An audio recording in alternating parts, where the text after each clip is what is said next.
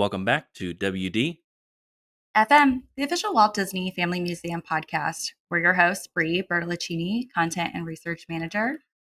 and Chris Mullen, Marketing and Editorial Specialist at the Walt Disney Family Museum.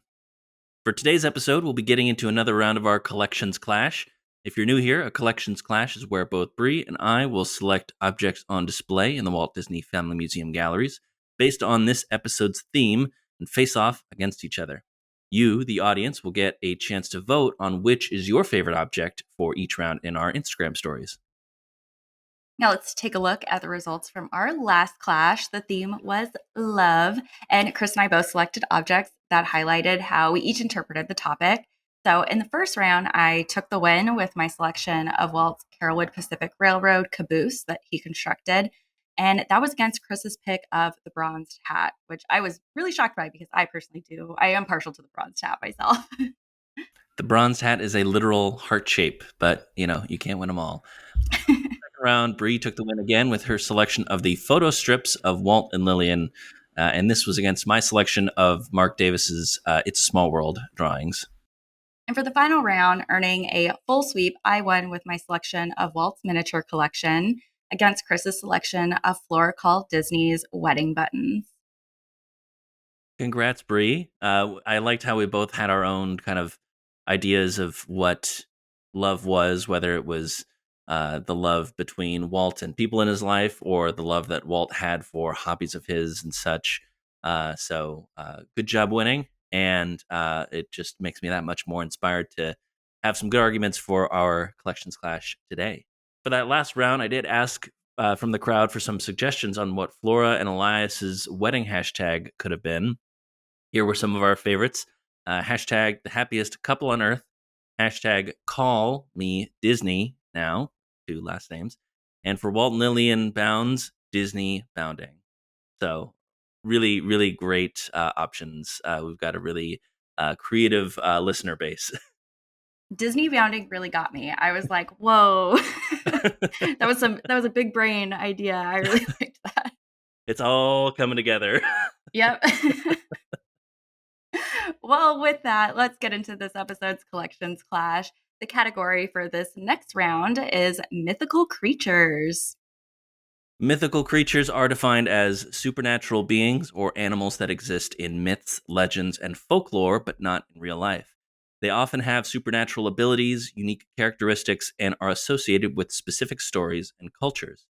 There have been many adaptations of myths and folklore at the Walt Disney Studios throughout the years. Bree, since you won the last clash, you can kick us off. For my first selection, I'm going with the pastel concept artwork depicting a centaurette from the Pastoral Symphony segment in Fantasia. So, in this segment, mythical horses of various forms appear from unicorns, pegasi, centaurs, and their female counterparts, centaurettes. Centaurs in mythology are half horse and half human. So, in our Fantasia case in the galleries, there are a lot of concept paintings and even a maquette depicting the centaurs that live at the bottom of Mount Olympus. So I picked this drawing of the centaurette because the pastels just give the suggestion of the shape of the mythical creature walking in a meadow that I thought was just so beautiful. It is beautiful. Well, it looks like this first round is going to be a Fantasia Pastoral Symphony Thunderdome. What's more mythic than gods of antiquity? On display in our Fantasia case are my first picks of this collections clash. Maquettes of Vulcan, the Roman god of fire, and Bacchus, the Roman god of agriculture, wine, and fertility. The segment features a gathering for a festival to honor Bacchus, which is interrupted by Zeus, who creates a storm and directs Vulcan to forge lightning bolts for him to throw at the attendees. Ooh, scary. I love that we both chose from that wonderful segment. I mean, that is the one segment that has the most mythical creatures, I would say. So that'll be a fun round to go up against each other. Yeah, it's directly pulled from mythology, like the common mythology that you think of immediately when you think of mythic creatures. And, until we get some Hercules stuff in our galleries, then we'll have to settle for Pastoral Symphony Zeus. Exactly. Well, for my next pick, I'm going with Pinocchio and Snow White Cartier bracelet that once belonged to Lillian Disney. The mythical creature featured on the bracelet is the blue fairy from Pinocchio. In Carlo Collodi's original novel, Pinocchio, the fairy depicted starts in the story as a little girl with blue hair who evolves throughout into a fairy who had lived in the forest for, quote, more than 1,000 years. Throughout the original story, she rescues Pinocchio and periodically actually dies and comes back to life. And she eventually becomes a woman at the very end of the story and agrees to be Pinocchio's mother. So, kind of just a really interesting character, the Blue Fairy. And so, in Disney's early iterations of the character, Walt had suggested that he would like to see the character depicted like a moth flying around a candle, saying, quote, "The blue light appears and the moth grows into a fairy, so that you get the idea right away that she's present in different forms," end quote. So eventually, the character evolved into being a fully grown fairy that presents a softer, more mysterious creature that uses her magic to turn Pinocchio into a real boy. Marjorie Belcher, who was the live action reference model for Snow White, also modeled for the Blue Fairy. Fun fact. Great pick, Brie. She was a fairy. If we can be topical. For my second pick, I'm going with the two Venice Film Festival awards that are in the shape of griffins, a mythical creature known as a half eagle, half lion. These awards are the International Award and the Golden Lion, the latter of which is the highest prize given to a film in the entire festival. These were given to Walt for his submission of Nature's Half Acre, the Academy Award winning true life adventure documentary short film released with Alice in Wonderland during its theatrical run. To my knowledge, there are no mythical creatures in that film, however, so the mythical creature pick for this is just the awards. I really like that pick. I was scouring the awards lobby and for some reason did not clock that the Venice Film Festival Award was actually a griffin. I saw that it was a golden lion with wings and yet still didn't quite register. So really great selection there. It could exist. I haven't been to the bottom of the ocean, so who knows what's going on down there? It's not my business. This griffin could exist anywhere, really, and it might not actually be mythic. For the purpose of voting, it is mythic. So Well, great pick. So for my last pick, I'm going with the Merbabies film poster. I love the Merbabies. I feel like I have used some kind of artwork from this short in many iterations of our collections clash. In the 1938 Silly Symphony short, the ocean waves change to form merbabies, who are summoned to a playground on the floor of the ocean for an underwater circus. When a whale blows them all to the surface, they disappear into the waves from which they came. Mermaids have been part of many different folklores and myths, often called sirens and depicted as being both beautiful and dangerous, as they can lure sailors to their death. As a Little Mermaid fan, I love this early Disney take on mermaids and how the magic of the ocean waves can kind of summon or transform into adorable merbabies. So, in the late 1930s, an attempt was made to bring a different type of mermaid to the screen and adapt the Hans Christian Andersen novel, The Little Mermaid. Disney artist Kay Nielsen created several pastel and watercolor story sketches. However, the project would be shelved and the adaptation would be fully developed into Disney's 1989 film, The Little Mermaid. well, I'm glad that that selection could be part of our world. For my last selection, I'm picking the Gremlins book, the Roald Dahl and Walt Disney collaboration from World War II that, due to creative differences, did not make it to film production. A little bit of background on the Gremlins book. Roald Dahl connected with Walt Disney on July 13th, 1942. At the time, Dahl was serving in Washington, D.C. as an assistant air attaché with the Royal Air Force, or the RAF, to help create a kind of British propaganda to keep America interested in and sympathetic to Britain's war efforts. Dahl had written about his RAF experiences, including a story called Gremlin Lore about the mythical creatures that sabotaged RAF planes.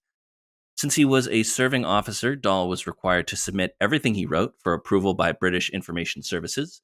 The officer who read it, Sidney Bernstein, passed it along to Walt Disney, who was looking for war related stories to develop as films. But the Gremlins films ultimately failed to materialize. It resulted in part from the complication that the characters were not an original creation, hindering Disney's plans to hold copyright. But more importantly, the mischievous gremlins seemed unable to carry a feature length story with enough emotional depth. By 1943, as audiences began to tire of war related movies, Walt shelved the project. It has since become one of the most famous movies he never made. And like Walt, Roald Dahl would become known for his captivating stories for children and adults alike.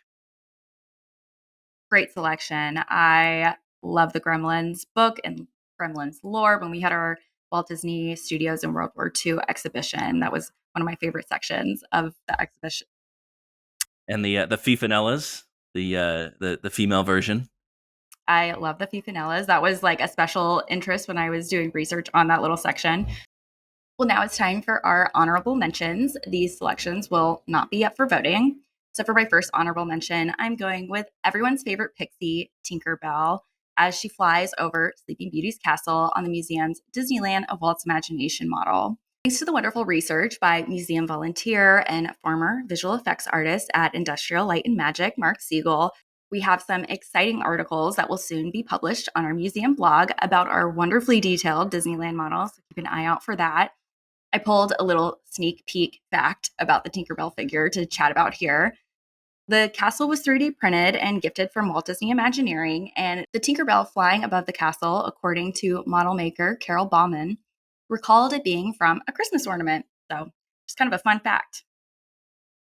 Well, and I had the same idea. My first honorable mention being Tinkerbell, a representation of Tinkerbell in our galleries, because of course, as you mentioned, fairies are mythic creatures. They fit perfectly.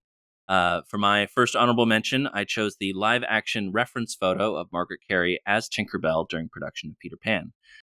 Fairies are very common figures in mythology, so it makes sense that one of the most popular pixies of all time would be a perfect representation of mythic Disney characters. Tinkerbell has always been a signature character in J.M. Barrie's story and play adaptation of Peter Pan. Fun fact about the spelling of Tinkerbell's name is that even though you can find it represented in many fashions, like as one word or two, the official Disney style guide was determined by Disney archivist Dave Smith that her official name is Tinkerbell, Bell being another word with capitalized B, because in the Disney film, Captain Hook refers to her as Miss Bell, indicating that Bell is her last name. So the more you know. The more you know about that Disney style guide, that is Chris and I's special interest. We have a lot of fun with the spellings of certain things, which you will come to know as we tell more such stories on this podcast. Well, for my next honorable mention, I'm going with a page from the Herman Schulteis notebook highlighting the design and research compiled to design the Sugar Plum Fairies for the Nutcracker Suite segment in Fantasia. So, more fairies and pixies in our honorable mentions. According to Schulteis's notes on this page, flower research was done, quote, the dancers of the Nutcracker Suite are flowers, seed pods, snowflakes, fairies, fish, and mushrooms, end quote. The description of the sugar plum fairies said, quote, sugar plum fairies, as such, did not quite gel either until they were transmuted into dewdrop fairies. So a nice little evolution there from their research. So in the segment for each of the seasons, there is a fairy to change the flora. Sugar plum fairies drop dew on all the flowers to help them blossom, or dewdrop fairies. And then later, the autumn fairies color everything they touch brown and gold with their wands. And the frost fairies arrive, and everything becomes part of an icy, jewel like pattern among falling snowflakes. Great pick. Great pick. I am staying in that same release year. For my second honorable mention, I'm choosing the Jiminy Cricket maquette. Following up my choice of Tinkerbell, I fully believe that fairy tales can be considered mythic, and the real mythic star of Pinocchio, in my opinion, is the cricket who becomes a conscience. While Pinocchio himself must go through trials and tribulations to prove he deserves to be a real boy, Jiminy Cricket is going through a similar metamorphosis to prove his worth as well. Pinocchio is a classic morality tale through and through. Some of the best myths are themselves morality tales, using larger than life figures to show us the pitfalls of our own humanity. The tales of Icarus, Orpheus, and Pandora's Box are a few examples. In this way, Pinocchio's literal manifestation of his morality is really the perfect representation of Disney mythmaking. What a great case for Jiminy Cricket. When I was going through our galleries to try to see what I could pick for this for our honorable mentions, I thought about Jiminy Cricket, but really didn't think about it to this extent like you did. So I really like how you interpreted him and why you picked him for an honorable mention. For my last honorable mention, I'm going with the Mount Olympus layout drawing from the previously mentioned Pastoral Symphony segment in Fantasia. Couldn't have it picked three times in our regular collections clash. So I thought this would make a good honorable mention since this is the place in the segment where mythical creatures and gods gather. In this artwork, you don't see any of those mythical creatures, so we'll just leave that up to the viewer's imagination. They're there somewhere. They're just outside of frame. Believe us. There are mythic creatures abound. Well, for my final honorable mention, I'm going with a mythical creature that you can see. I'm going with a postcard from Disneyland featuring Dumbo the flying elephant. Now, is Dumbo really mythic? Similar to my reasoning on Jiminy Cricket, I was considering all the various characters that could be considered mythical when I stumbled upon a character that feels like a modern day fable, an elephant who can fly. As I went through the gallery that covered this time period, however, all of the other Dumbo artworks that we have on display had Dumbo's feet planted firmly on the ground, not much proof of this elephant's mythic status.